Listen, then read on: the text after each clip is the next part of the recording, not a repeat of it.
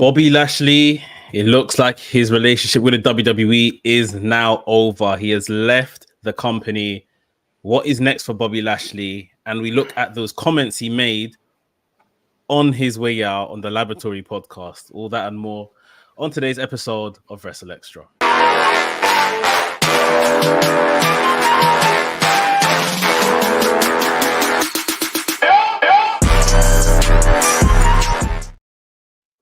Yo, yo, yo, this is WrstlXtra. I'm your boy, A Dazzle, the Black Wrestling Advocate.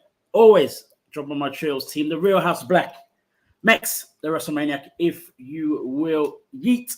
And of course, the omnipresent man, say his name, he will appear, Gerard Bonner.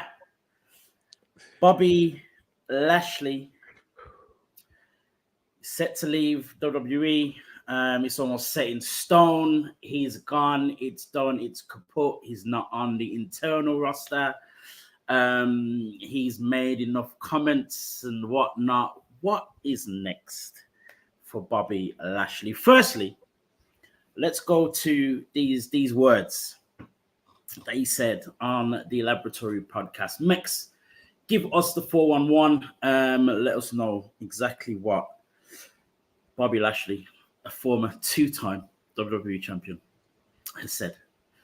Well, I guess the part that's done the rounds, or that was clipped up, was his opinions, I guess, on the difference of booking and how he is seen by Vince McMahon and Triple H, citing that Vince McMahon is someone that understood him, could see the star quality in him, almost repaid him, booked him because he could see the hard work he puts in, probably in regard to his body, his physique, and we know very much that Vince is a body guy and he likes that kind of stuff.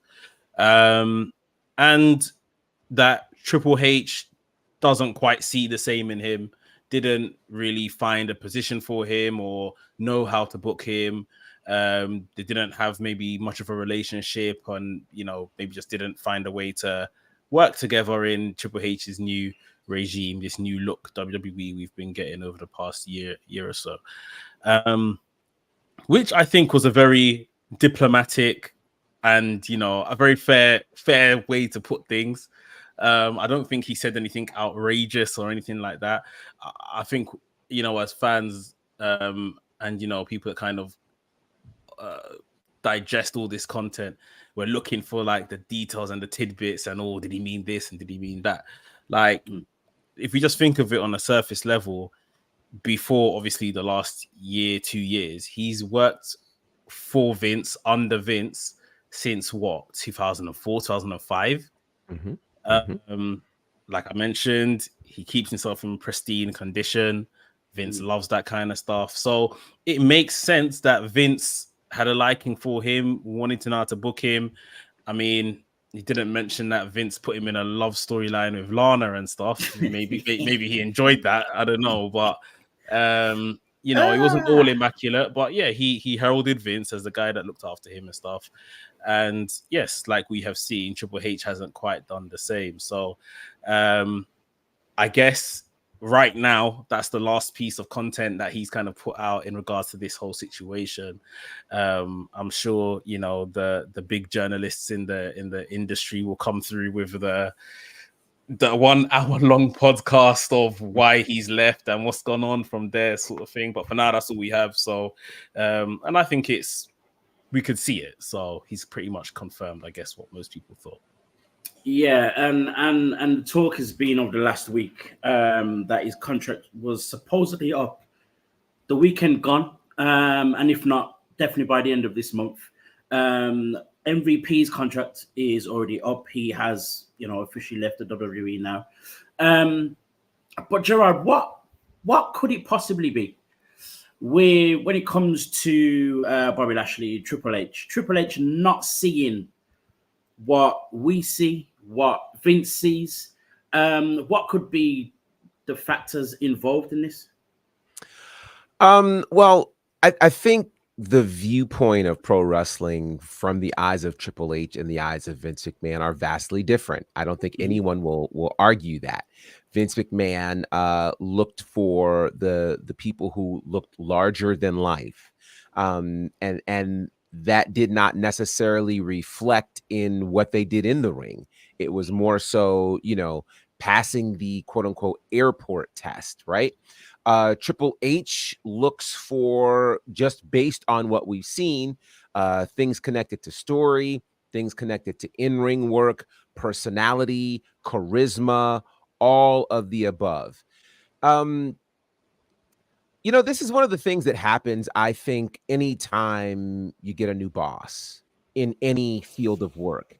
If you had a relationship with the previous boss, perhaps they were the ones that brought you in, there is the possibility that the new boss won't see in you what the old boss did. Now, I don't know, because I wasn't there. I don't know. I'll just say this.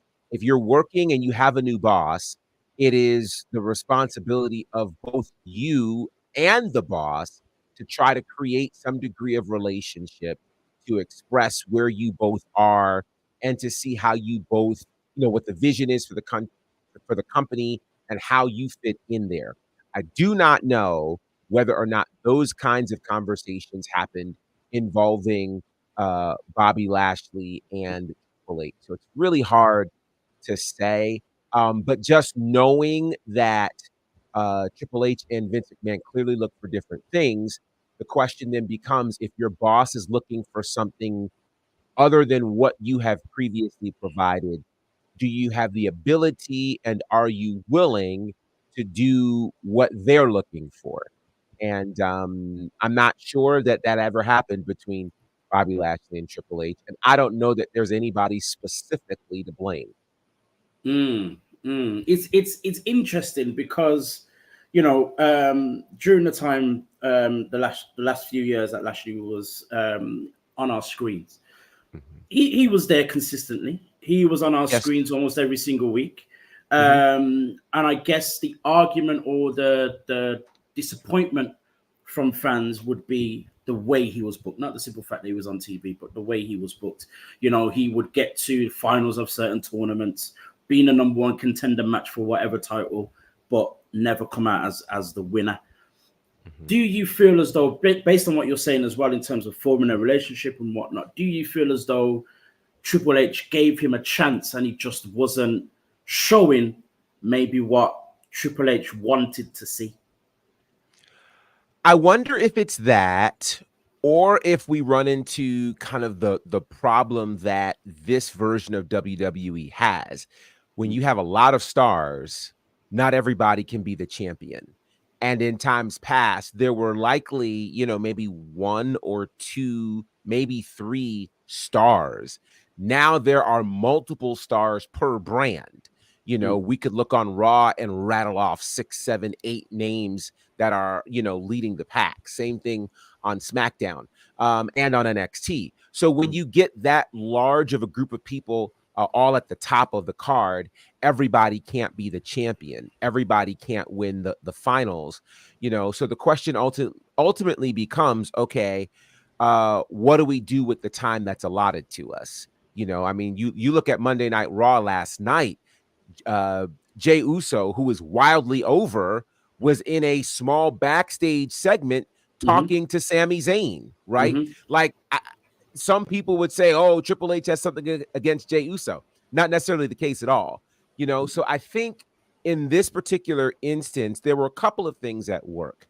I don't know. For instance, I'm trying to go back in time to when we on this show someone was championing this whole idea of Bobby Lashley and Brock Lesnar at WrestleMania. And I believe, correct me if I'm wrong, was that 39 or was it 38? Yep. It was 39. Okay. Yep. So 39 was March of 2023, right? We had, at this point, Triple H is still freshly new to the booking scene, but you still have a Vince McMahon portion involved in this because Vince had returned to the company in January of that year.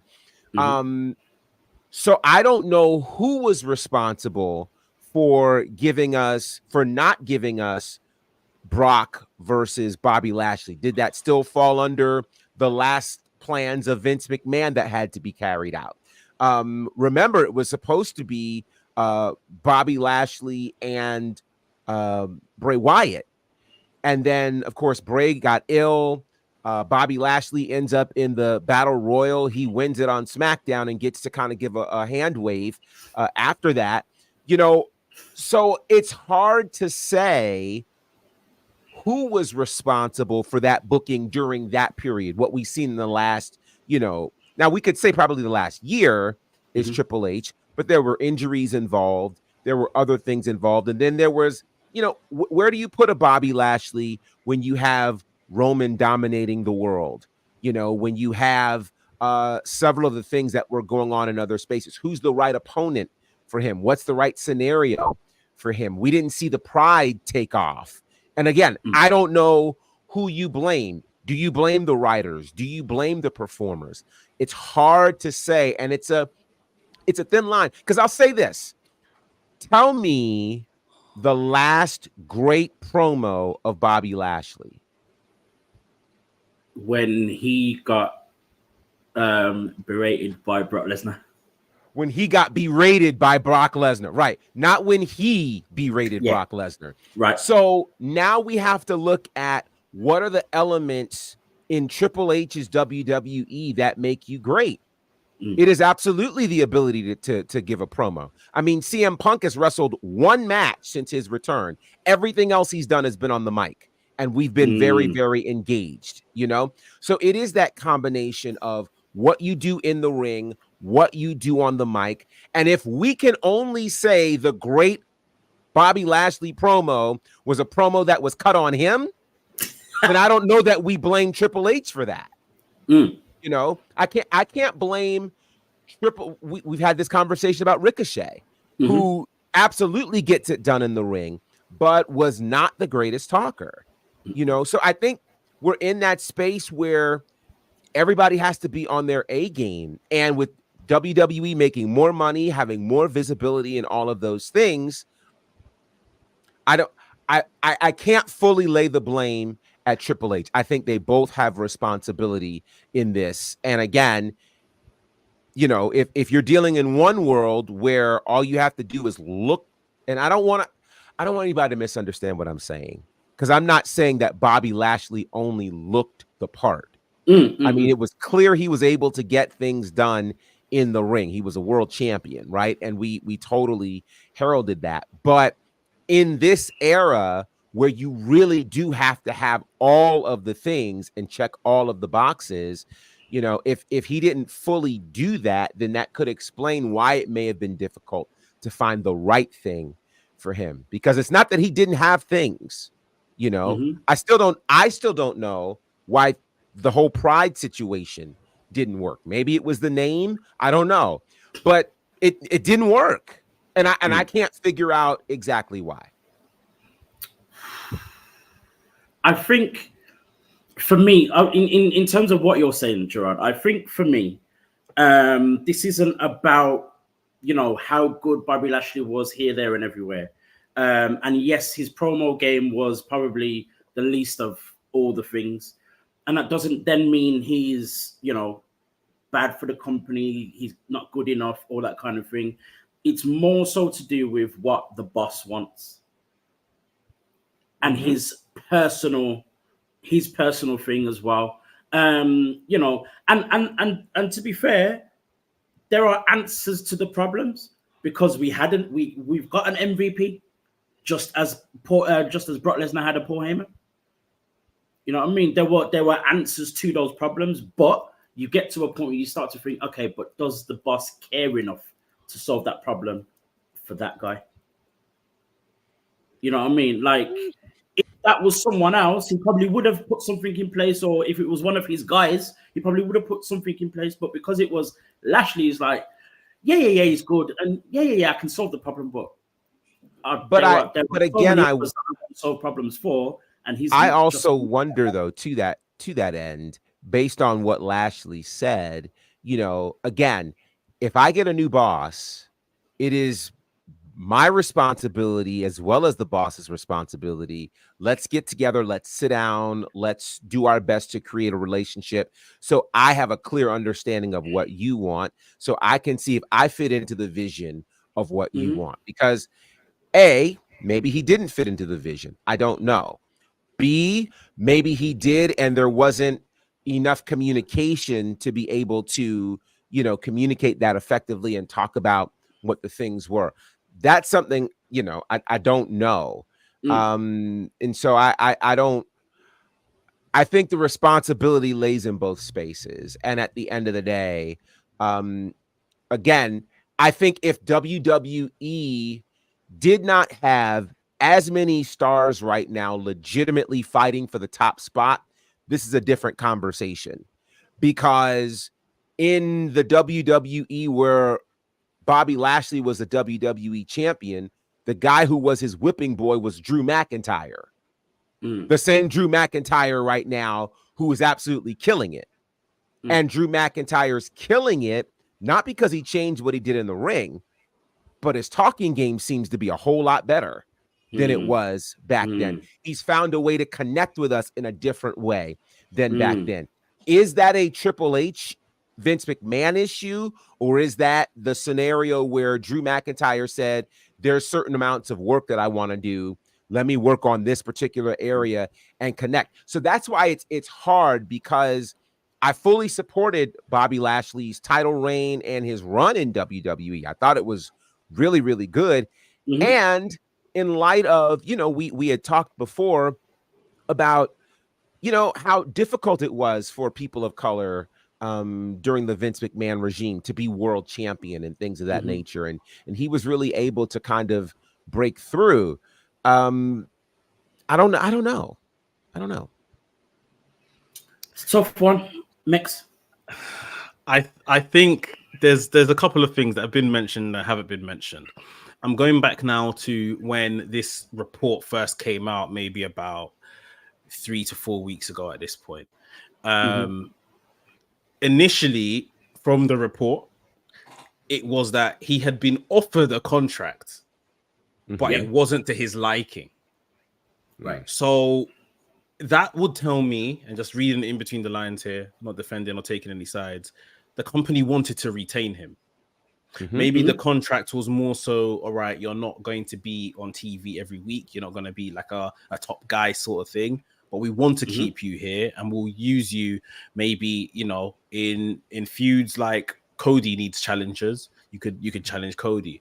We need to get the likes of a Braun Breaker over. You could, you could use you there. Maybe something like that wasn't to his liking. He wanted more and opted to not sign the contract. I think that's kind of been lost here, and it's not like WWE didn't want him. They've made an offer. If this is it, and people say, okay, but it's Bobby Lashley, and they shouldn't have lowballed Bobby Lashley. Cool, yeah, maybe, but these are the same people that lowballed Will Ospreay. Oh, we didn't think he was that good, really.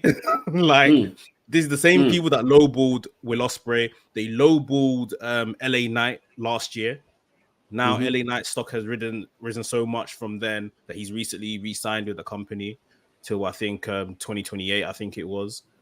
So they're in the business of making money. Like at the same time, they know where they kind of see you, and unless you prove to them otherwise, like they quickly retracted their statement on Ospreay. They quickly gave LA Knight a new contract, a new offer.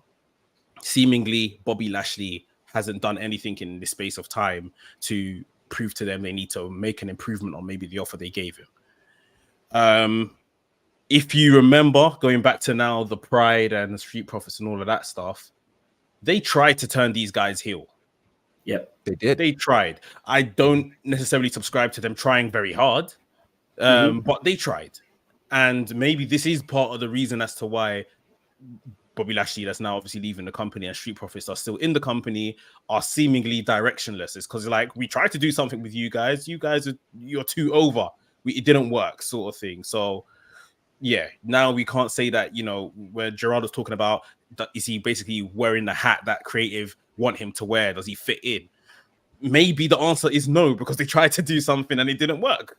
So it's like, well, yeah, we have to maybe demote your where we want to see, where we see you in the company now, because we can't use you for what we maybe intended to use you for, you know, something along those lines.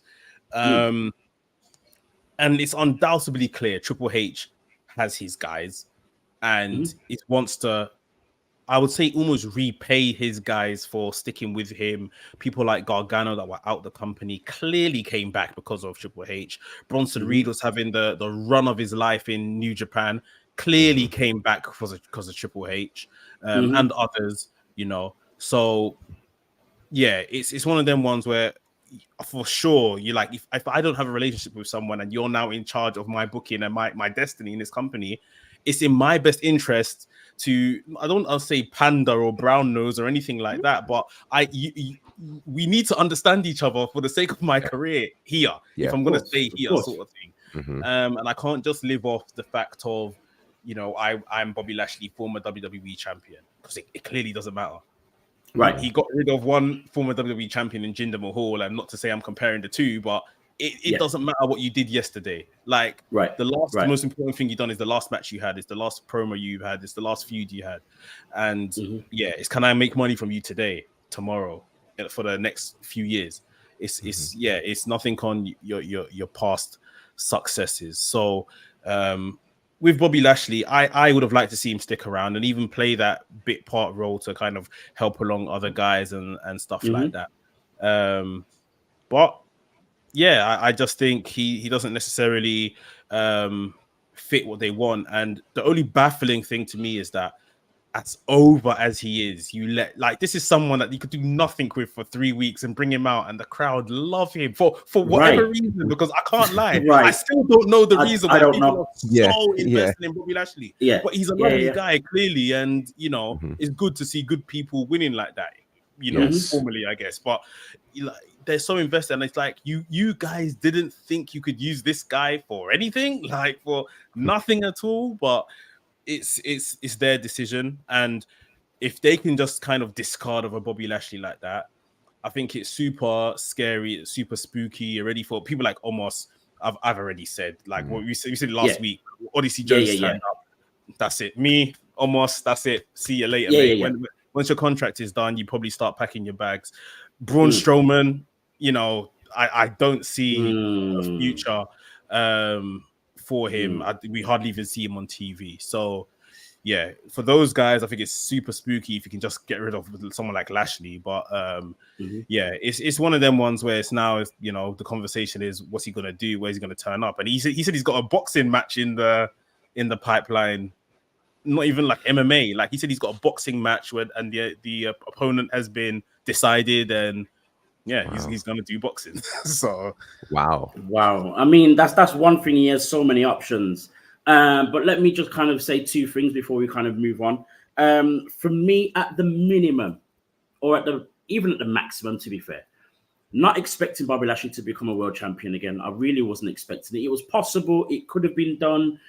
Yeah, but I just didn't see it happening. But I think for me, a minimum would have been, and what we didn't get was him facing Roman Reigns for the Undisputed Championship. I think that was just even fully knowing full well he wasn't going to beat Reigns. I think that alone should have happened. But I think in terms of the whole general conversation, you know, as Mex mentioned, he was offered a contract. So there was a place for him. And as I mentioned, he was on TV almost every single week. He was given opportunities. He was given a space. He was given some time. And for me, looking at it now, I feel as though it was, in a way, probably a little bit more of a courtesy thing than I want to make this guy big. He's still got this, that, and the next. And yes, he still has all those things. But as we've already said, Triple H has his guys. He's got a vision already. He knows who he's putting where and how and all the rest of it. We see Bronson Reed, you know, demolishing Seth Rollins. We never saw Bobby Lashley do that in the last year with anyone. So to have a Bobby Lashley and him not do that, Odyssey Jones comes in only 2 weeks ago and does something very similar. You know what I mean? Like, it's clear and obvious he just didn't fit the top end of Triple H's list of guys, and so be it. You know what I mean? So be it. Whether we like it or not, whether it makes sense, whether it doesn't, he just didn't. And I think for me, we are clearly seen as well, as you know, we say Triple H's guys. I really think we're starting to see NXT Black and Gold happening on the main roster. You've got the likes of, you know, you've got Finn Balor kind of coming through again now. Bronson Reed, as we mentioned already, doing his thing. You know, and a few others. Drew McIntyre is now kind of coming, you know, as kind of come forward again now. You know what I mean? So it's that. So it's no surprise. Bobby Lashley was never part of NXT. Bobby Lashley was the guy when Vince was still there, in control. So none of it's surprising. However, disappointing and all the rest of it. None of it's surprising. It's understandable. It's not the greatest thing, but then the thought of Lashley in AEW scares the hell out of me. But it would be nice for, you know, even if it's just an appearance, whether it be at All In the casino match, or however it is. But I think a long-term Bobby Lashley in AEW doesn't work for me. Let him go to TNA. I think where TNA is right now, he's a former TNA world champion. I think he can really offer some things. I mean, him and Moose would be a very interesting match. You know, and then just seeing, and I guess the other big question in all of this is, what does he want to do? I mean, if he's talking about boxing, you know, if there's a talk of potentially some MMA things, which I know he'd been involved in before. It does depend on what he wants to do at this particular point. And as I said, his options are open. His options are so open right now in terms of wrestling companies to go to. You've got Japan still. We know about the whole Bloodsport invitation.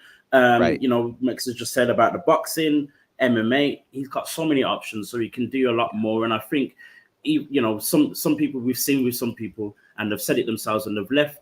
We've seen the likes of Mercedes go off and do different things that she probably wouldn't have done if she was still in WWE. Kayla Braxton said a very similar thing in terms of her exit. So, you know, he might be in himself better off not staying. Speaking of questionable decisions, my heart is still hurting.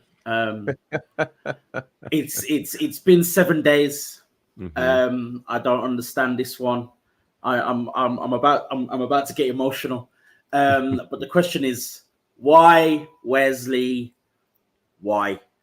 Last week we saw on NXT, MSK, Wesley, and Zachary Wentz of the Rascals went up against Axiom and Nathan Fraser for the NXT Tag Team Championships. We said on here last week it was a foregone conclusion. MSK were leaving there with the NXT Tag Team Championships. The only thing MSK and the rest was left with was heartbreak. Courtesy of the Heartbreak Kid. Someone else take over. This hurts. Mex, why? I guess my question is, why has it happened in my eyes so early? In terms of the reunion of the Rascals, they were unbeaten up until last week across TNA and NXT. I even said last week that they were perfect candidates for, you know, the people to have a bout and be on both shows. Why the breakup? I think it's a really good piece of storytelling. Like, obviously, with his time in NXT, Wes has undoubtedly become bigger than the two of them, where I would say Trey Miguel was probably the one on everyone's lips before Wes came to WWE and stuff. True. And, you know, his whole story in NXT has been fantastically told, even with the injuries. The injuries have, you know, unfortunately, they've helped the story be good. You know, Zachary obviously getting kicked out of the company for allegedly what he may have done, didn't do, whatever the case is there. Then Wes having to find himself, go at things alone, win the NXT North American Championship, go on that fantastic run where we call him the greatest North American champion of all time, lose the title or gets injured again and all that kind of stuff, gets back, has another go at the title, loses, wants to pack it all in, his brothers in the Rascals come back and they lift him up again. Like, we can do this. They go for another belt, the belt they never lost, and they lose again. And it's like, well, it's your fault. Like, it's your fault. Why did you lose? Why did you lose? Why did we why did you get kicked out of the company in the first place? You were on this run. You know, it's almost like I thought I needed you to get back to that place of winning and everything. And we've sat here and had a tag team championship match and we haven't won. So I don't need you, sort of thing. And I think at the same time, you know, just on like a logistic end, it's like, well, that's what we've been clamoring for, the Rascals to come back together, sort of thing. We've done that now. We've ticked that box. So now we can end this relationship and send them back to TNA and set Wes on this new, it's almost like the second or third career now. We've done the babyface stuff, we've done the tag team stuff, we've done the North American stuff. This is the last run now in NXT. He's to the main roster once they're done with this heel stuff, however long this lasts. I would love to see him even maybe within the heel turn become NXT champion. I think that would be good. But I think this is like the final chapter of the book, however it's going to end before a main roster call up. But I just think like this is someone now that they've got in however many years, just so much stock in, and he's told so many good stories up and down the card. I'm guessing tonight we hear the justification for the turn, but I'm pretty sure it's just gonna be like, I only came back here to win the tag team titles because you guys told me we could do this and we didn't do it, so I don't need you, sort of thing. Maybe he has a couple of singles matches with them before it's all said and done. But yeah, these are the top guys, and you know, it goes back to this whole thing of we have to rebuild the top of that men's card in NXT.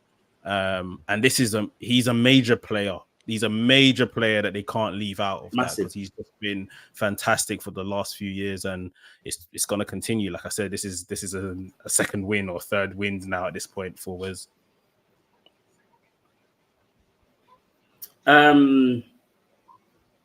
So the story makes sense. Of course, the story makes sense. But for me, it could have gone on obviously a lot longer with them together, all that kind of thing. The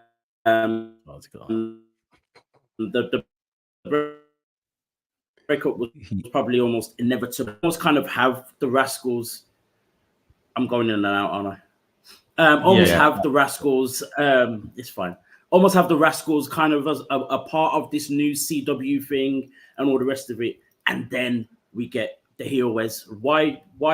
That's for you, though. That's for you. That is. That is so. That's why I'm asking.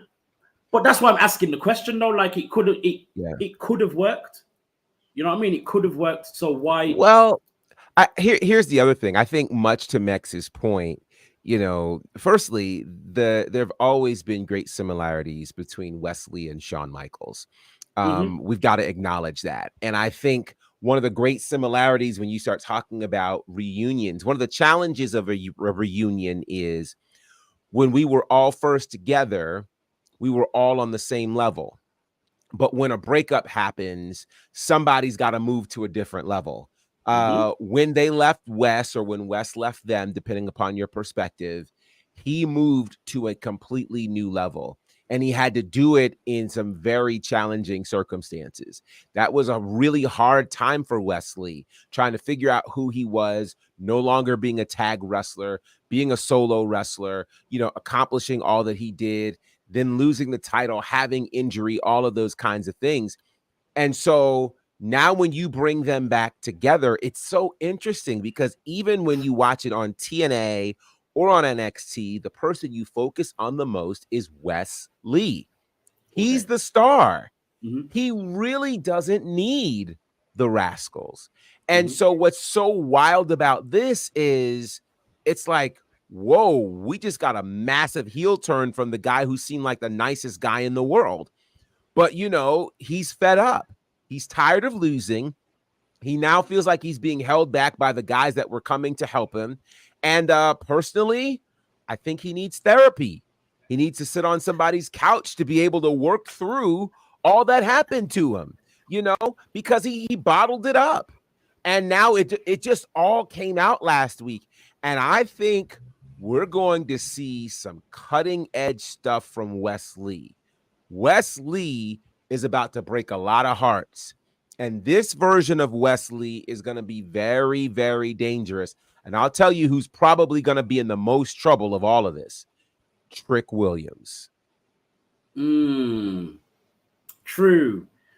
Because Trick Williams represents the fans at this point, and Trick Williams is taking Wes Lee's spot. Trick is gonna Trick is, and I think Mex, you said this a few weeks ago, that this is the hard times run for Trick Williams.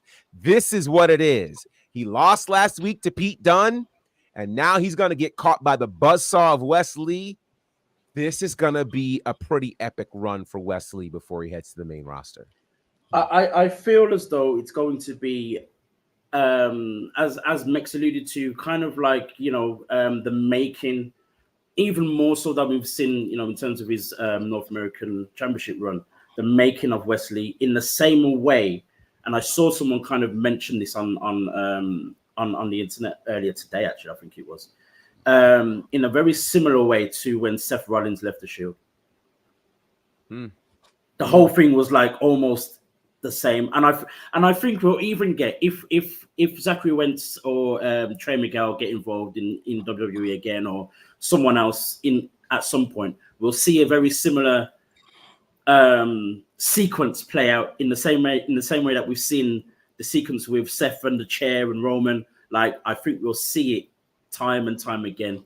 I think that's how iconic this whole thing is going to be. And as you said, Gerard, the big shocker of the nice guy Wes Lee turning heel is, it's crazy. It's crazy. It's crazy.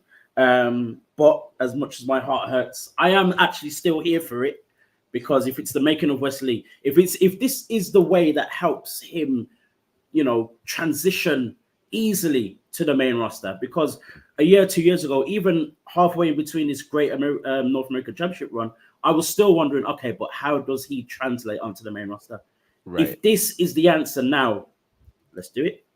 Let's do it. I had my 4 weeks of greatness, and it's only going to get better for Wes Lee, and that's what I'm here for. Speaking of NXT, just on that, sorry, I just wanted to say, sometimes it's best that these things are done in small doses. Because when it lasts for longer than 4 weeks and you're just like, it's losing its effect, or they're not really doing anything. We got the comedy sketches in the Treehouse. We got a great tag match, or was it a trios match?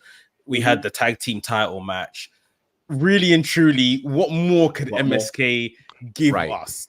You see what I mean? So, and it's not even really to say the tag division is there in NXT, but it's probably seen better days than it currently is right now. So it's just like, let's recognize what they were in the past, the Rascals and stuff like that. We've done that. Let's move on. And let's be real, like I think you kind of mentioned, Mex, earlier as well, when you said, at the end of the day, Trey Miguel and Zachary Wentz are not contracted to WWE, so they have no long-term goal with them or whatever. So at the end of the day, it's for Wes Lee. So we are where we are, and this is what it is. Let's go. Let's do it. Zachary Wentz won a match the other day on TNA. I was watching a triple threat match to enter the X Division, like some X Division championship match. Ultimate X. Right. Yes. Yeah. That's it.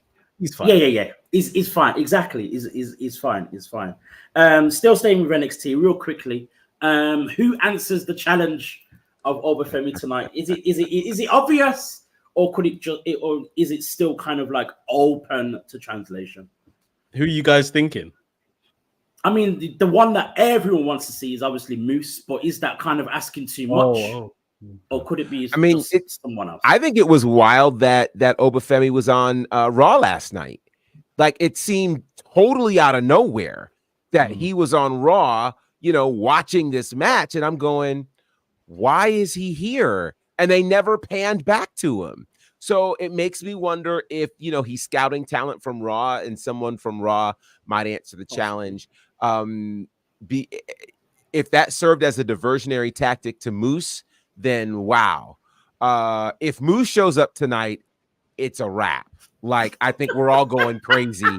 But I don't think Moose answers that challenge tonight because that match is a PLE match. That is not for that is not for a regular random episode of NXT.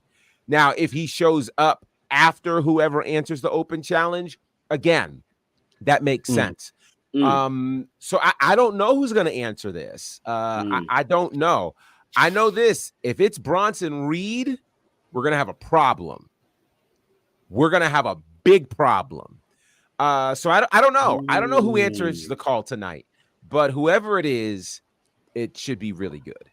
The match he was watching was the Tornado match, Tornado Texas. Oh yeah, Texas so it Tornado. could be Otis. So Otis. It could be yeah. Otis. So I think Otis is the one he might have had a stare down with. Okay. Like, I can't lie, Otis doesn't really excite me. Not anymore. Yeah. So I don't know.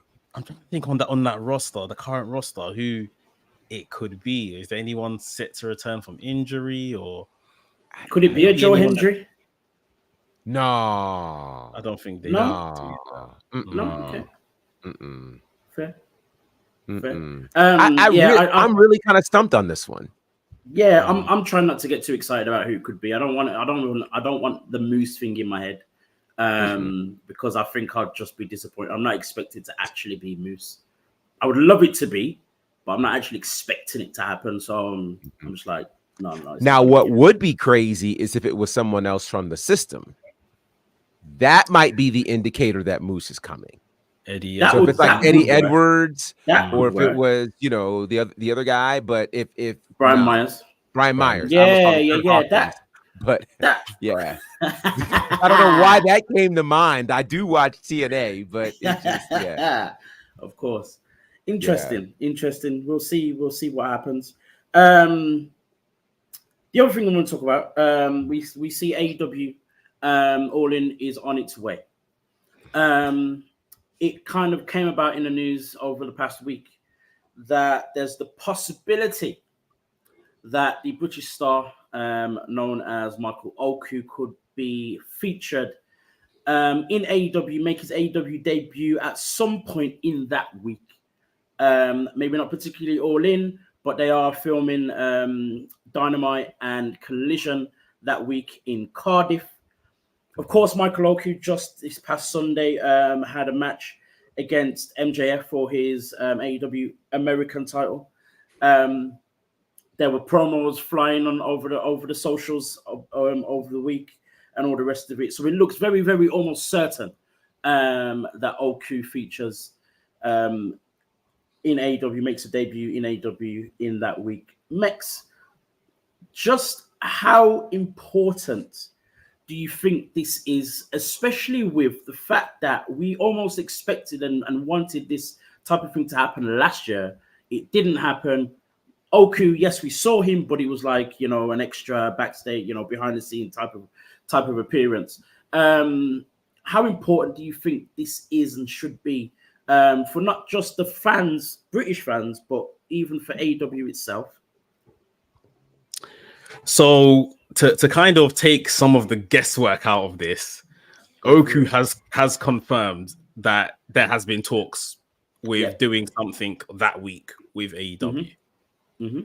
Not obviously telling right now what it is, what the talks are going to be, but I'm going to try and get it out of him in the next week or so. You have the power.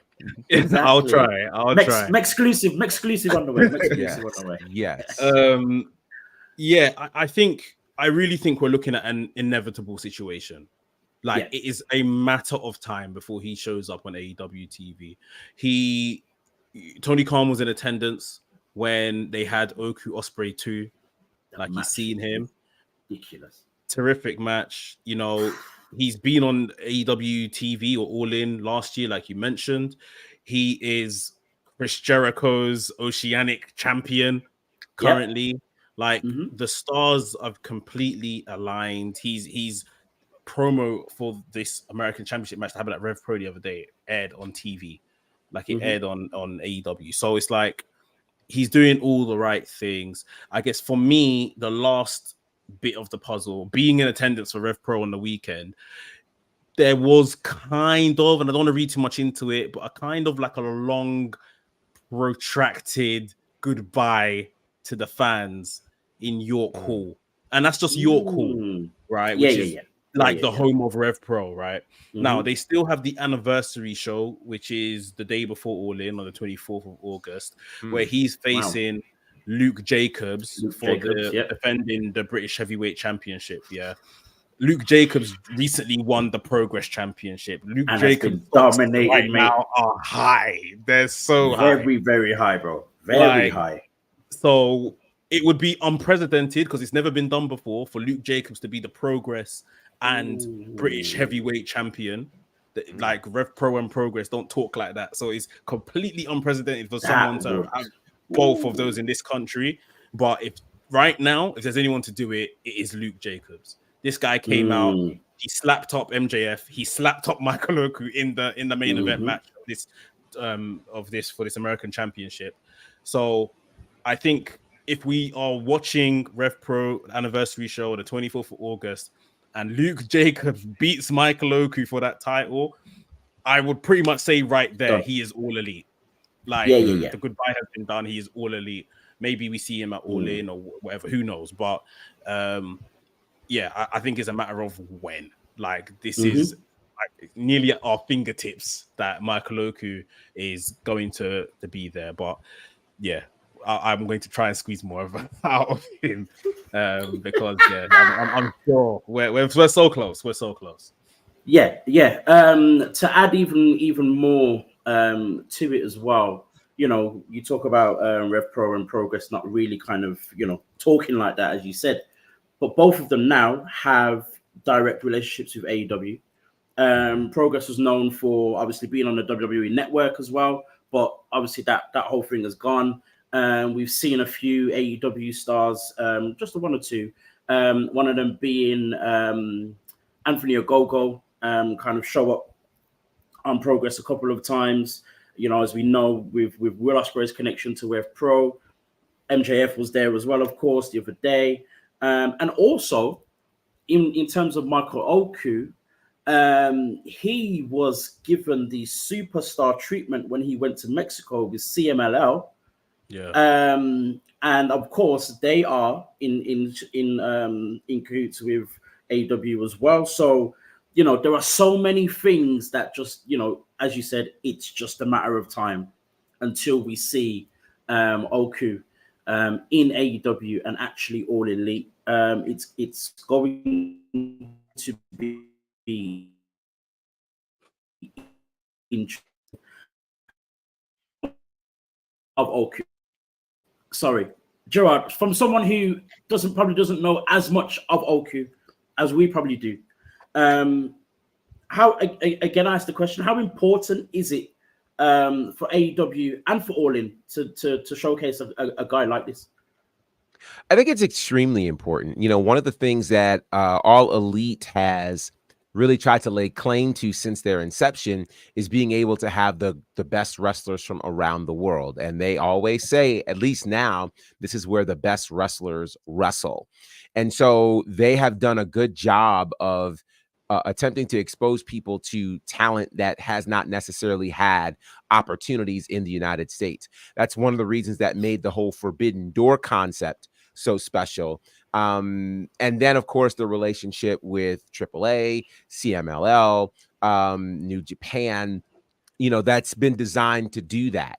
Outside of Will Ospreay, we've really not seen a lot of great British wrestlers showcased. I'm also thinking of Jamie Hayter.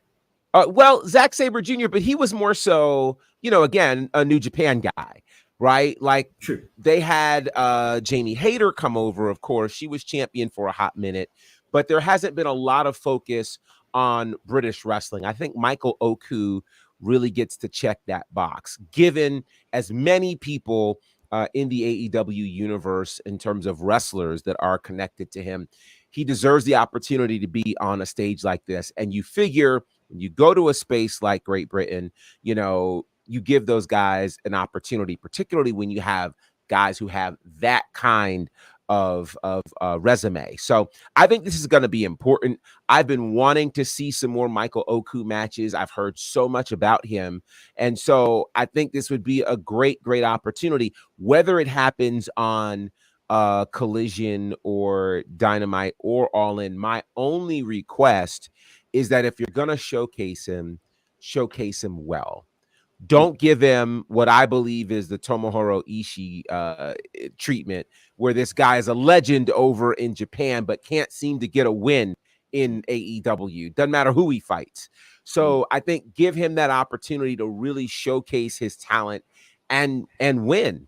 You know, we're not interested in signing people who almost win. So I think showcase him in that regard and in that light, so that the world can see how great Michael Oku really is.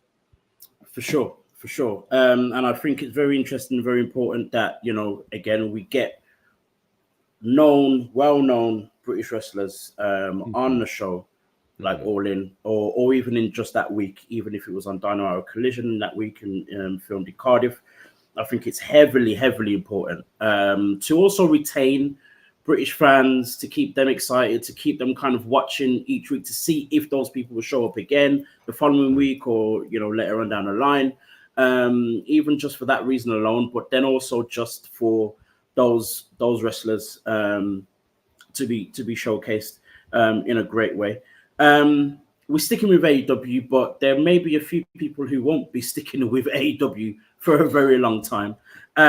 We've heard the talks, and it kind of came about this week that Ricky Starks is kind of almost certainly leaving AEW once his contract is up, and could be not even followed. He could be following the likes of the Lucha Bros and Danny Garcia out of AEW straight to WWE.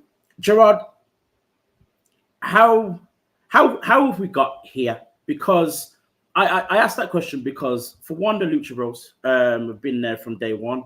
Tag team division, they were massive when they signed with AEW. The tag team division was supposed to be the division that, you know, they were going to put a lot of focus on. Danny Garcia has been kind of, you know, seen as one of these young pillars in AEW. Ricky Starks was Ricky Starks and has kind of just disappeared off the face of the earth. How have we got here with all of these guys? I think this circles back to the conversation we had relative to Bobby Lashley. It deals with the vision of whoever's in charge. And I think, you know, what gets tricky here is when you have a company like AEW that is still a relatively new company, you have the choice. You can try to build homegrown stars, or you can try to build the company around, you know, stars who are already global stars. Ideally, you want to have both in the company so that there is, on one hand, a draw to the casual fan, and yet and still something that people who are day ones can really grab onto and say, hey, you know what? We saw them at the very beginning. They deserve to be in this particular space now. What you have is you have day one people there that are making a lot of noise about these day one wrestlers or these early wrestlers in what you might call AEW phase one that have seemingly been forgotten about. And there are a number of them. I mean, you know, some might be out for injury. Others may have just been there with absolutely no plan. I think it's unfortunate that a Ricky Starks, a Lucha Brothers, a Daniel Garcia can be at this particular point when things could have been created for them as a company that could have built its own stars. What I think also is helping those wrestlers make the decision is watching Jade Cargill, is watching Ethan Page. You know, you can see these wrestlers who stepped out, who were, you could argue, I don't know if you call them AEW originals, but certainly were known nationally by way of AEW, Right. but made their way to WWE, a place that had more structure by their own account, a place that actually had a plan for them, and they're able to thrive in a space like that. I think every wrestler, let me even take it out of wrestling. Every person, when you're working at a company, you want to work in a place that has structure and that has a plan for you so that you feel like you're a part of what's going on. Whenever you feel like you're just a number and you're not a part, then you want to leave. And so I think that's easily what we're seeing. I think the fans can see that. And I think we all can see that there is a place that would easily work for any of those wrestlers. You know, whether it's the Lucha Brothers singles or tag, there's definitely a space for them. A Ricky Starks, clearly a space for him. A Daniel Garcia, clearly a space. So there's space for all of them. We'll see what their contracts ultimately say, because if their contracts still have them locked in for a couple of years, then, you know, that will be the case. Hopefully they can get early releases, but it'll be interesting to watch for sure.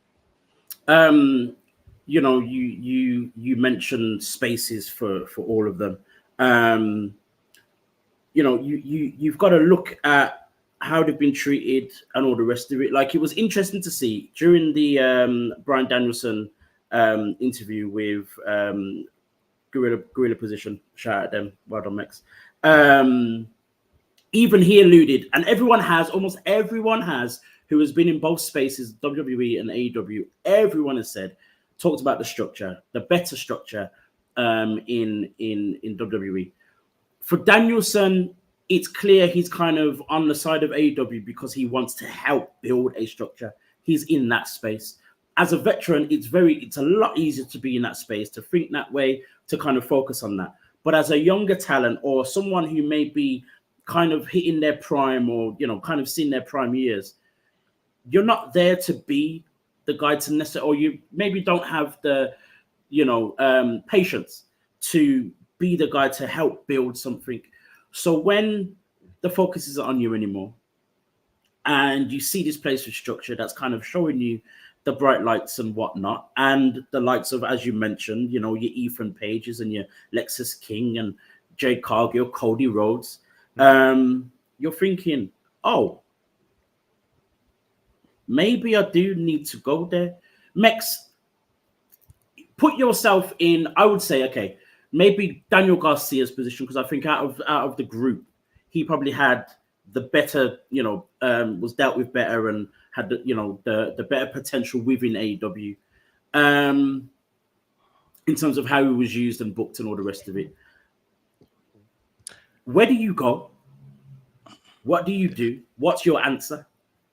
The Daniel Garcia conundrum is probably the hardest of them all, because for me, I've always vouched these young talents that we're seeing in AEW.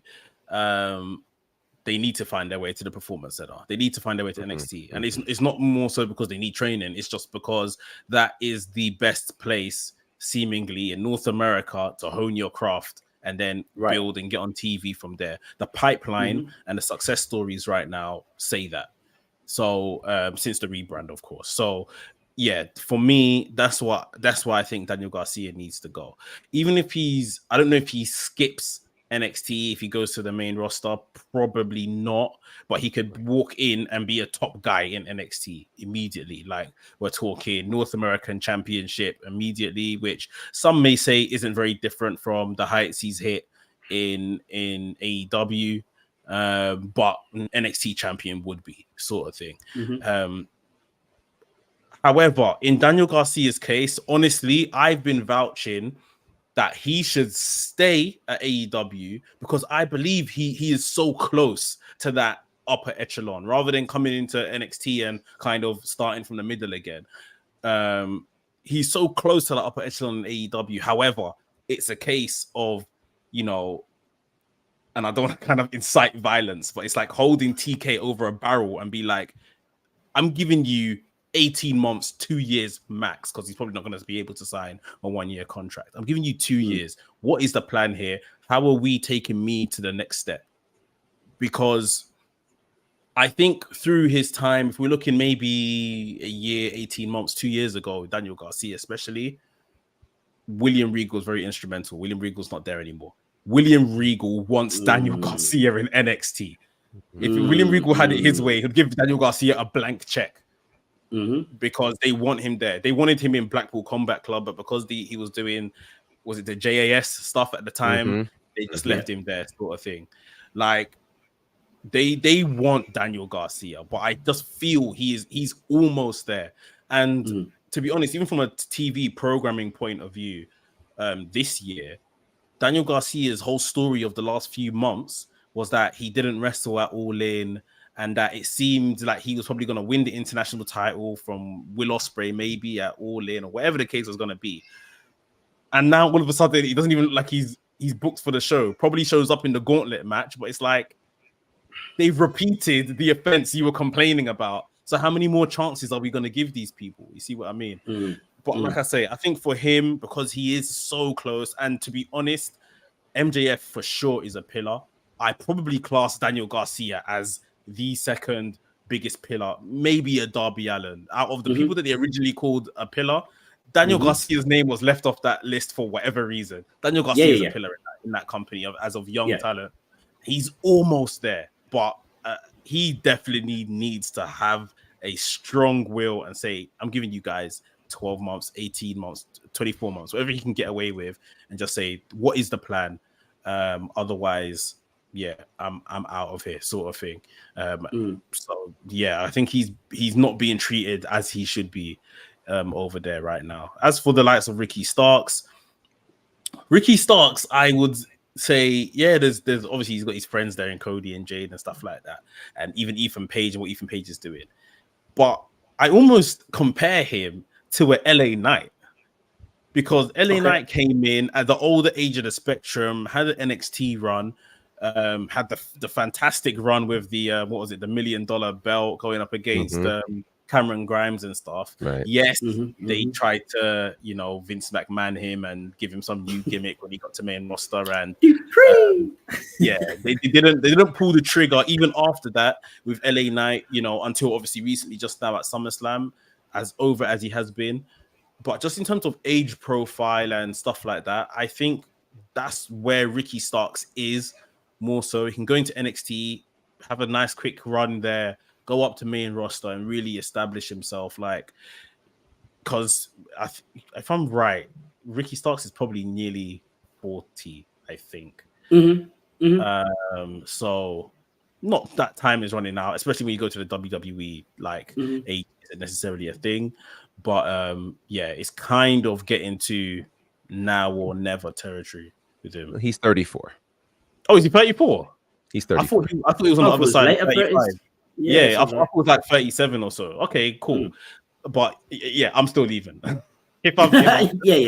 still leaving. Like, it hasn't been good enough. And I think just one last point, we've definitely seen a shift in, like, when AEW started, when the likes of a Ricky Stark came in and the Lucha Bros and stuff like that, Tony Khan was still very much leaning on the EVPs to navigate wrestling booking, talent signing, things of that nature. It seems with Cody departing and stuff like that, that Tony Khan's pretty much like to everyone that, like, I can do this on my own now. Thank you very much for your help. I think we've seen it somewhat with the Bucks and the tag division, and why the tag division isn't very strong right now. People like Top Flight, Private Party. These are the people I'm talking about that should find their way to NXT, because it's like, Private Party have not moved for 4 or 5 years now. So I think it's pretty much now Tony Khan knows how to operate a wrestling company. He's not leaning on any of those guys' help. People that those guys help bring to the company, disgruntled. Pretty much what we were saying with Bobby Lashley, new boss, new way of doing things, and they're out of favor. It's going to be interesting to see just what happens. And I think that for me, the most interesting part when it comes to the whole Ricky Starks thing is, like, when is his contract actually up? Because, like, it just needs to happen.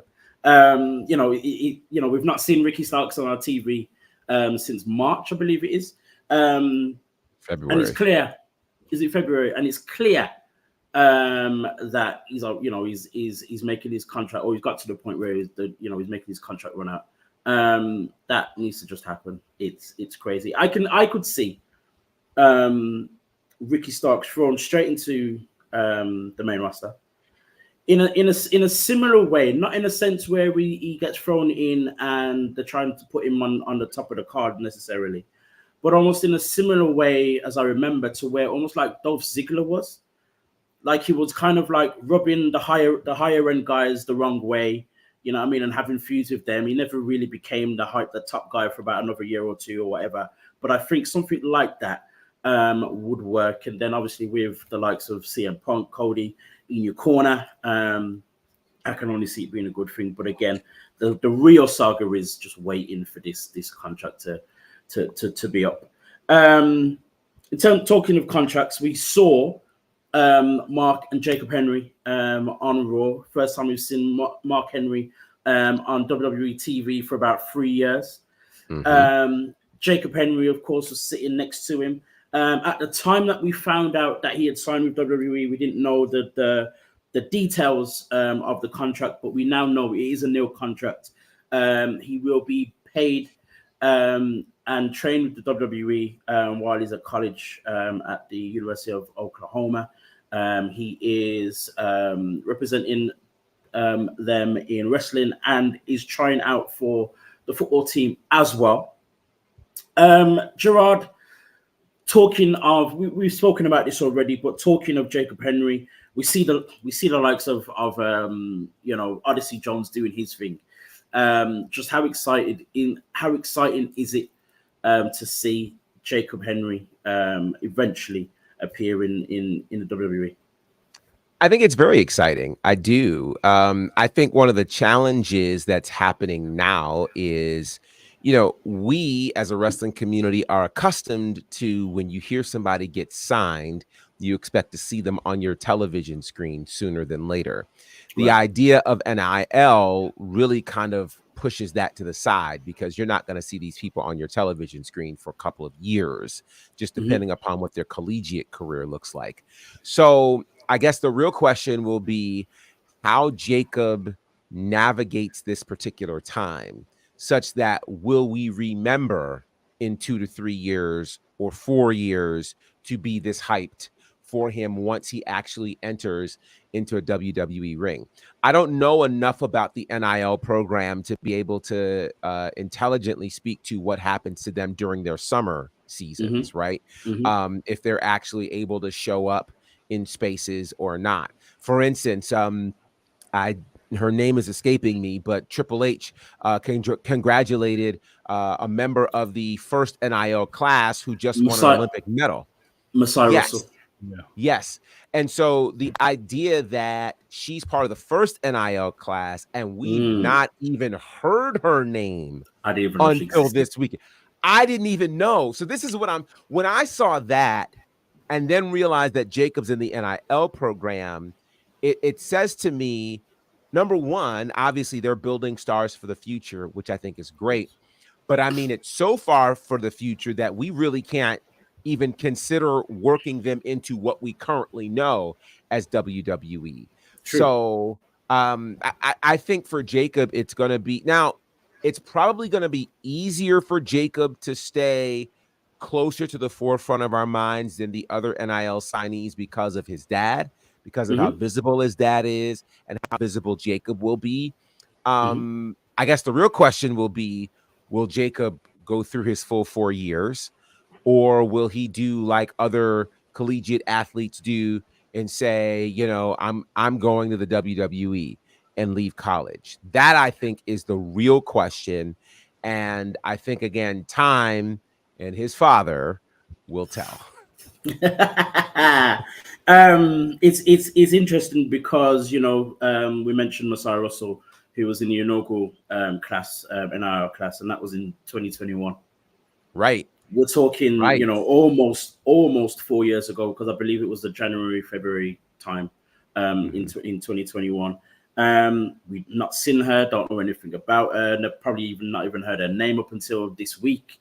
I'm sure because it was the first class, I must have posted about it, but at the same time, he had nothing against it. But at the same time, we see the likes of Obafemi, Miss Carter, Jada Parker, sorry. We see Tavion Heights. Who's killing it.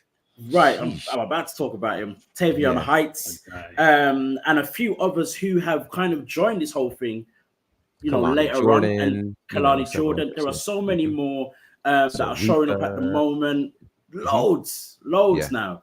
It's kind of like, as we've said so many times on here, the norm. So it's actually very intriguing to see, one, that Russell's still about and still part of the program. We've seen a lot that are not there anymore as well. And moved on to other things as well.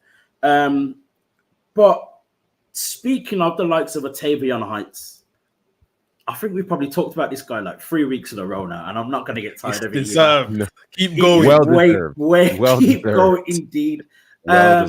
Mex just shower this guy with the flowers that he deserves, because the highlights that I've seen from what he has done in Japan this week, these past few days, has been just crazy.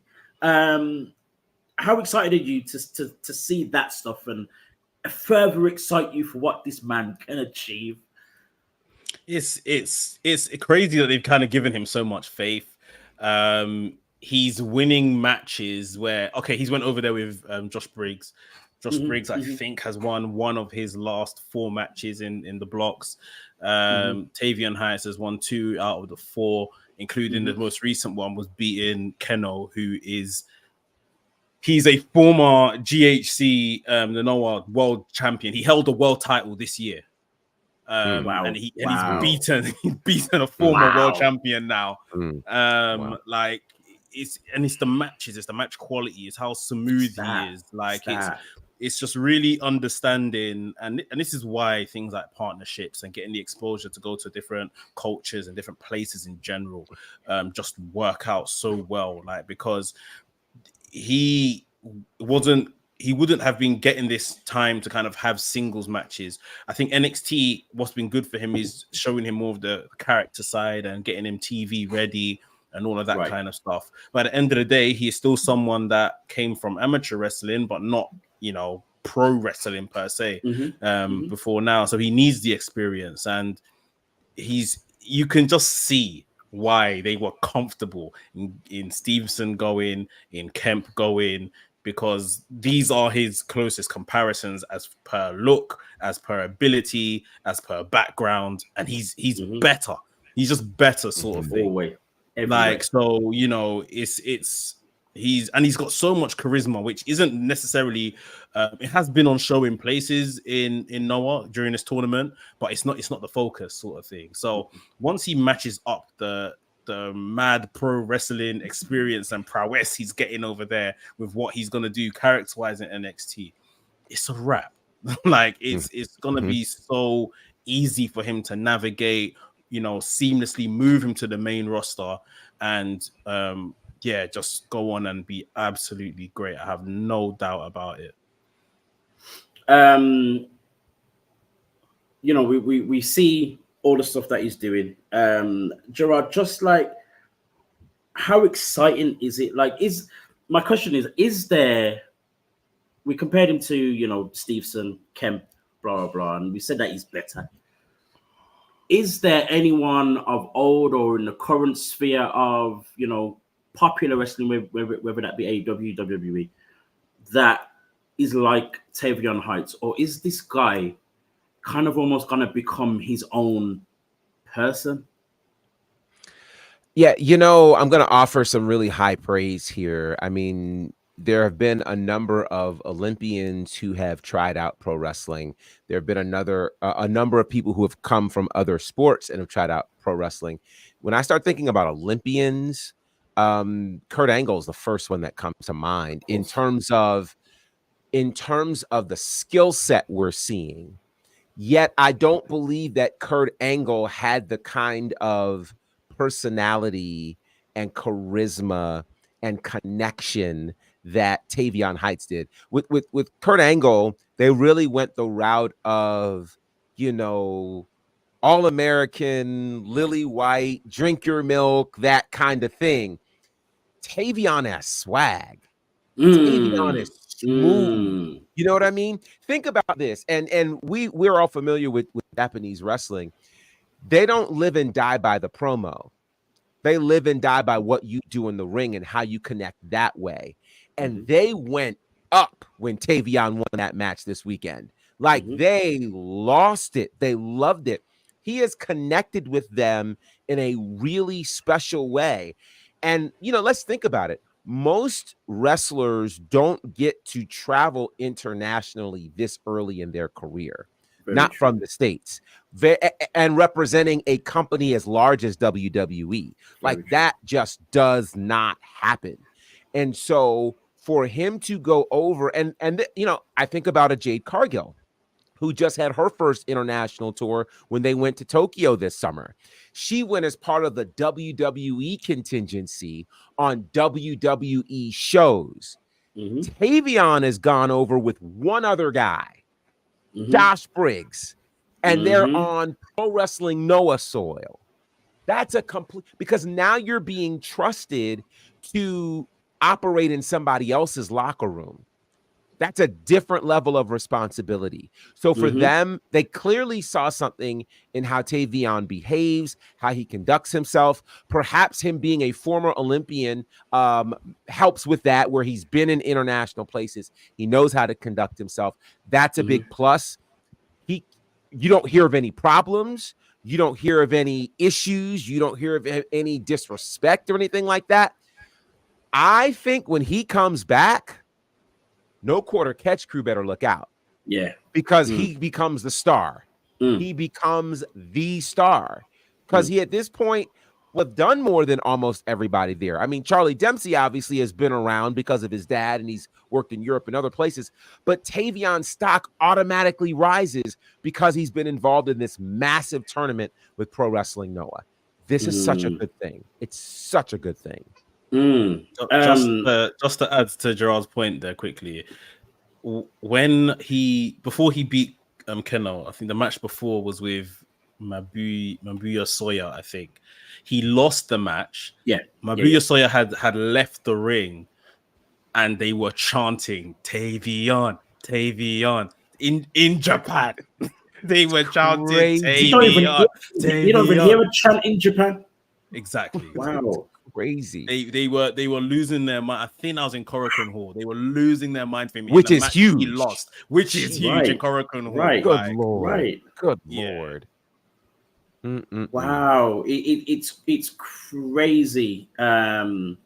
Just again, as I said, I've only seen the highlights and whatnot, and you make the comparison to Kurt Angle, and I personally kind of deem Kurt Angle as like the greatest wrestler to ever live in terms of ticking boxes of what a wrestler should be, whether, skills in the ring, connecting with the fans, promo work, all that kind of stuff. The one thing for me that Tavion has clearly over Kurt Angle is his fluidity in the ring as well. And I even see even better than a Chad Gable. Like even that, it's crazy. It's crazy. His fluidity, the power, all of that, the explosivity. That's the one thing for me as well that kind of stands out in a massive way. So, yeah, man, I'm just excited to see what this guy can do and what more he does in this tournament. But also when he gets back, what is going to happen? Man, I'm gonna go back and watch those highlights after the show. I mean, me too. Crazy. It's crazy. It's crazy. It's crazy. This has been our show. There was a couple of things we could have talked about, but we can talk about them next week as well. Actually, it will still be relevant. Trust me, it will be. But this has been WrstlXtra. You are watching on the WrestleManiac UK YouTube channel. Don't forget to like and subscribe to see when this guy Mex puts out all of his reactions to AEW, WWE, and everything else in between, as well as his interviews and Mex-exclusives, as I like to call them. With a few people. Let me shout out Doris as well, real quickly. Someone that Mex did an interview with about a week or two ago. who actually went up against Nick Nemeth over the weekend in Wolverhampton, just down the road from me. I didn't get to go. Let's not talk about it. But yo, that is special because a guy like, you know, to think what this man has done. We talked about, you know, Oku being great, doing great stuff this year. But Darius has managed to face two of his heroes in terms of in-ring, in Shelton Benjamin, who he actually defeated, and Nick Nemeth, who kind of, you know, basically, you know, what's the word? Kind of not put him over, but acknowledged him in the ring after the match and all the rest of it, man. So to be Darius, who also kind of just lives a stone's throw away from me, is brilliant, is beautiful. But you can also find Mex on the WrstlXtra channel. Like and subscribe as well to also see when the man then put up all of their weekly content, weekly shows, as well as the great thing that is WrstlXtra's house. Go and watch it, go and check it out. You can find Mex also on Gorilla Position as well. WWE GP on Instagram, Gorilla Position on the YouTube. You can find this guy also. Jeez, you lot got way too much for me to remember. Anyway, WrestleManiac.uk on Instagram, WrestleManiac UK on X. You can find the omnipresent man that is Gerard Bonner. Just say his name, he might just appear. But you can also find him on all things Bonafide. You can also find him on his own show, The Faction Show, as well as WWT Live on Women's Wrestling Talk every Monday, Wednesday, and Friday. And you can find this great man doing all of his commentary and broadcasting for Arshay Wrestling, All Caribbean Wrestling, Turnbuckle Championship Wrestling, IWE, Southern Honor Wrestling. Speaking of Southern Honor, you're going to love this. Go. You'll never believe who showed up at Southern Honor Friday night. We did not know he was coming until probably an hour or two before. But during the Rumble Jack? No. Well, during the Rumble Jack, we had Axe from Demolition who showed up. Demolition. That was crazy. But then appearing to sign autographs is the newly minted Hall of Famer Thunderbolt Patterson.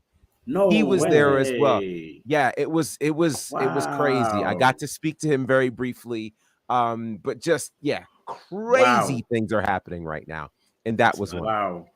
Yeah. Wow. That's phenomenal. That's phenomenal. Also, when is All Caribbean's Jam Slam? It is Saturday, August the 31st at the University of Technology in Kingston, Jamaica. Really looking forward to that. 10 massive matches, 5 title matches. Mark Henry will be there, among many others. So be sure to check it out at allcaribbeanwrestling.com. Phenomenal stuff. If you guys manage to remember all of that, you can find those guys in all of those places. I make it easy for you. You can find me in that one place, Black Wrestling Alliance on Instagram. But maybe a bit more when in months to come. Guys, thank you for joining us on the show. We will see you again next week.